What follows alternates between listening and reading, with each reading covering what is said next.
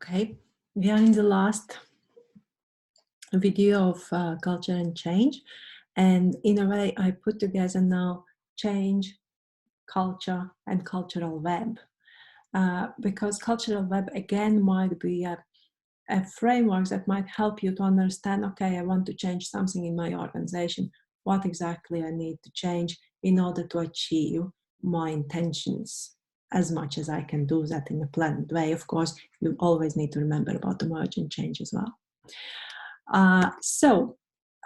Organization in general is a complex set of subsystems. And to achieve effective change, actually, you need to have to make interventions in every part of organization or the system of organization. And it's very difficult to define which of those systems or what parts of organization I actually need to tackle. So in order to do and make any change, you actually need to understand what exactly you are trying to do and what exactly you're trying to change. Simple as that, right? So if we speak about the subsystems, it might be that the culture web actually helps you again to define the subsystems, or at least to get some kind of clarity and simplification of subsystems. So what culture web says is organization consists of a number of interlinked and independent subsystems, and they are all interconnected with a paradigm. So there's a cultural subsystem, which is the orange one here. So routines, rituals, stories, symbols are very culture. It's really about intangible things, and this is something that we would call cultural subsystem. So there's also technical subsystem, because controls and organizational structures are kind of a little bit straightforward. They are also a little bit more formulated normally and documented. And there's political subsystem, which is called power systems, power structures. Power structures always will be about politics. So we have those three subsystems, and depending on what we would like to change, we actually need to take into account which of the subsystems we need to tackle and take into attention. So, for example, if you want to target outputs, and really it's all about outputs only and performance, and you still believe that after examination the values were okay, and we don't really need to do any second order change, but it's enough with the first order incremental changes, you really need to focus mostly on technical subsystem. And primarily, you have to focus on rewards, performance measures, and targets. So this is strictly taken strategy implementation part we are going to speak in the last lecture of this course. Definitely, when you speak about rewards, performance measures, and targets, you need to think also about organizational structures. Maybe something needs to be changed, maybe, but it's kind of a secondary focus. This is given that everything within the culture is set, and all you need to do is some twists and tweaks in order to improve or change the outputs of the organization. It might be that you realize actually it's not only outputs, it's our behaviors that needs to change for some reason. Say, it's not only about increasing sales. Actually, it's about behaving the way we behave as an organization towards customers or between each other. Then the primary change still would be with technical and political subsystems, focusing on controls, focusing on power structures and organizational structures. Maybe you believe something needs to be changed here.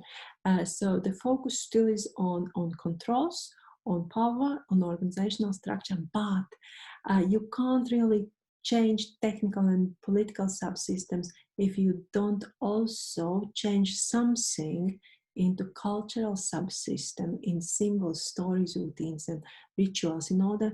So the new behavior you expect from the employees should not be in contradiction with cultural subsystem, and maybe you need to tweak stories about organization or symbols or routines. Maybe you need to invent some new rituals in order to promote and strengthen the expected behavior among employees. Finally, You want to change values. We believe the old values, the way we take uh, values needs to be changed. And then this is a case when you first tackle the paradigm and then you change the rest of the aspects. Very frequently, I have led seminars in organizations when they have realized that they're kind of way of operating and values might need some examination. So we really start with a very exercise of metaphors, basically, either with Legos or with metaphors, where they need to formulate their paradigms, the existing paradigm, which normally seems a little bit ugly and crippled, and they need to formulate what's the future paradigm, what's the future essence of the organization is. So, for example, company is not happy with associating themselves as a bloodthirsty Bambi. Instead, they want to be a strong flying eagle. And this is a new paradigm. They want to be this very strong and leading eagle.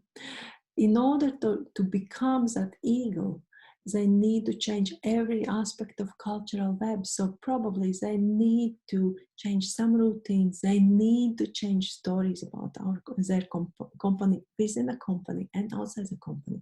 They need to change some symbols, say logo or vision or the office. They might need to look into power structures, organizational structures and control. So it's kind of the overtaking, it's kind of second order change they really are undertaking. But that then starts with a paradigm, with defining what's our new paradigm, where we want to be, and accordingly then you change all the culture web.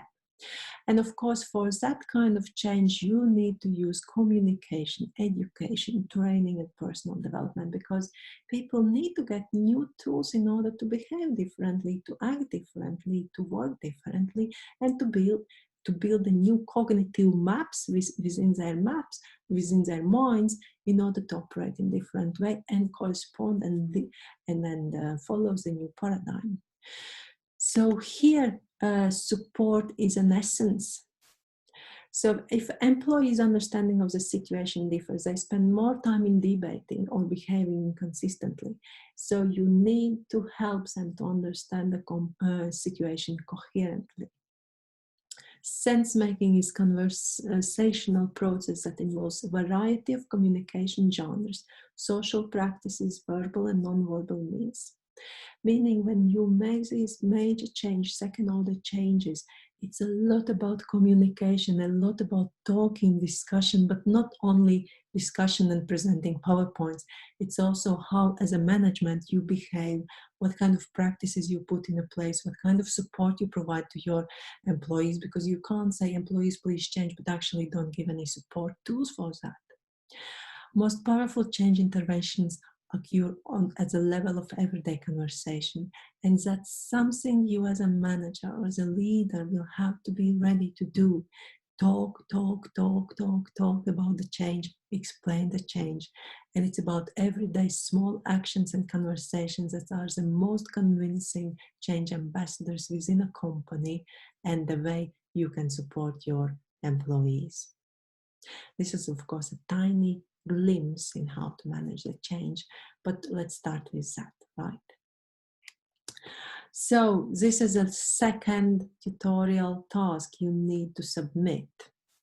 And based on all the work before you've done throughout this lecture, think about a couple of points. So think about your student experience, and probably you are in a good position to suggest to Buckingham what changes they would need to do and what you would recommend to the management in order to improve your student experience, studying experience.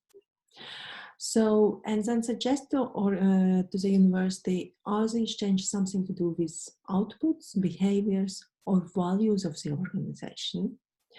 And depending on that, suggest what parts of culture web should be changed, and just give a very, very brief explanation how these changes needs to be taken, what kind of changes need to be implemented in every aspect of cultural web you have decided to tackle for the change. One slide which should be submitted to the Moodle. So we are at the very end of the lecture. I also give you a recommended reading. It's not compulsory, it's recommended because there's a lot to grasp. I'd say these two pieces might help you the most, particularly the first one, which is a part of the book, if you can get hold of it, and I will try to make sure that it's possible to get an article from the library if possible. And the second one is a long read, I promise. So if someone is ready to read for around 40 pages, it's a nice article in Harvard Business Review, providing another way to look at organizational change and culture, but in a way in line with everything we have spoken today. Of course, if you have any questions, you're most welcome to send me the question via Moodle. Otherwise, this is the end of this week, week 6. And if you have any questions, please post them to lecture on the lecture question forum by Thursday, 11th of May, 10 a.m. UK time. Thank you.